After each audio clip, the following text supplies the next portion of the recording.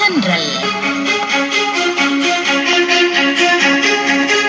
தித்திக்கும் கானங்களையும் முத்தான தகவல்களையும் உங்கள் முற்றத்துக்கே கொண்டு வரும் காலை தென்றல்.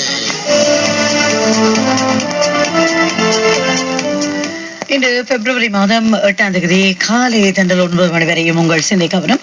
முதலிலே பத்திரிகை செய்திகளை எடுத்துக் கொள்கின்றோம். எதிர்க்கட்சியினரின் ஒரே கோஷம் இனவாதம், வடக்கிலோ தெற்கிலோ இனவாதம் தலை தூக்க இடமழியேன்.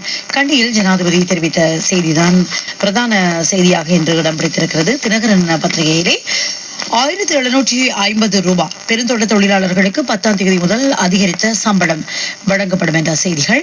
அதுபோல் நமது நாட்டின் மிக பாரிய பாலம் ஒன்று ஒற்றுமையில் உள்ளது. புதிய உலகத்துக்கு பொருத்தமான பொருளாதார மாற்றத்துக்கு அரசு அர்ப்பணிப்பு.